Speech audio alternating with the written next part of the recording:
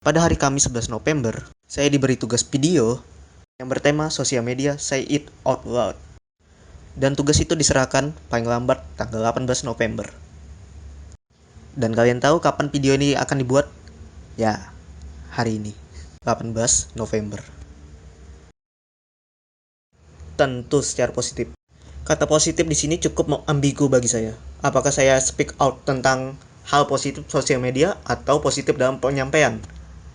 Gara-gara kata ini, saya mengganti skrip saya ke hal berbau positif tentang sosial media. Dan akhirnya saya kembali ke skrip awal saya. Karena skrip baru hanya informasi yang umum bagi saya.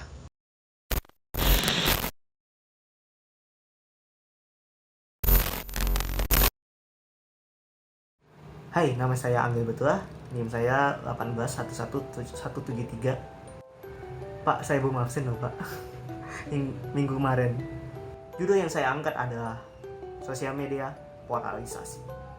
Kalau kita membahas polarisasi, selama ini kita dikotak-kotakan menurut minat dan kesukaan masing-masing. Kenapa hal itu dilakukan? Ya kurang lebih untuk atensi. Semakin sering kita scroll sosial media, semakin sering kita menggunakan sosial media, semakin sering kita menonton sosial media, maka owner dari sosial media semakin cuan. Cuan dari mana? Ya dari iklan.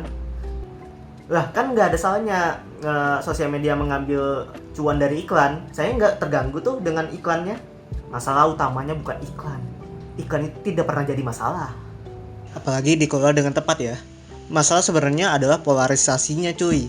Metode yang dimana untuk menarik atensi kita tadi. Metode yang dimana usernya dikotak-kotakan sesuai minat mereka masing-masing. Dan percayalah, dampak dari polarisasi sosial media dapat menimbulkan perpecahan yang besar. Karena polarisasi sosial media bisa aja orang-orang yang tidak bersalah turut jadi korban. Dan lebih parahnya lagi, tidak ada orang yang bisa mencegah dampak polarisasi ini. Bahkan owner sosial media sekalipun tidak bisa. Kenapa? Karena semua itu diatur oleh AI yang membaca behavior dan habit dari usernya. Dan satu-satunya cara adalah mengubah sistem yang sudah ada.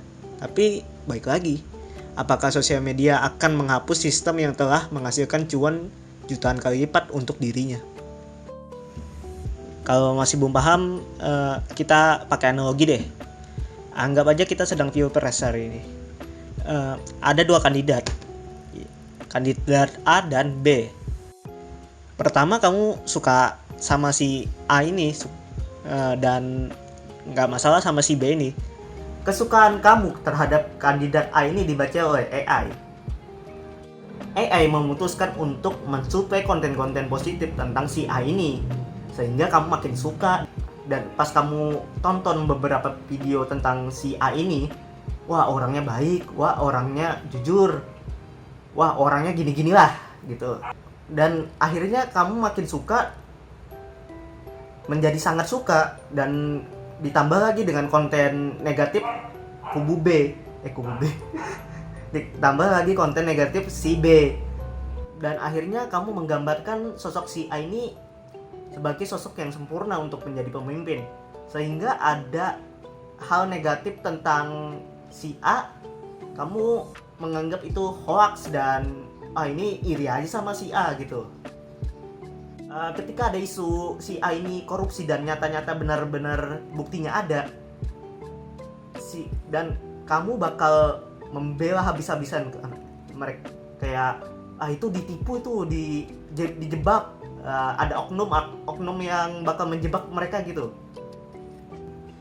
Dari benci berubah menjadi sangat benci. Dan akhirnya kamu berpikir, kenapa ya ada orang yang mendukung si B ini? Dia kan jelas-jelas busuk, dia kan jelas-jelas melakukan pembohongan publik menurut persepsinya. Dan akhirnya bentrok. Dari bertahun-tahun kontestasi politik di Indonesia, berapa tali silaturahmi yang putus. Dan lebih parahnya lagi, berapa nyawa yang sudah melayang sia-sia. Dan kamu bilang polarisasi itu nggak berbahaya. Itu baru satu aspek politik, belum yang lain-lain. Sementara Sementara polarisasi sosial media itu berbagai aspek di kehidupan kita. Ada di sosial, ada di budaya, dan ada di ras atau agama gitu. Dan termasuk konspirasi. Yes, Indonesia adalah penganut konspirasi terbesar di dunia. Dan solusinya apa sekarang ini untuk mencegah polarisasi itu?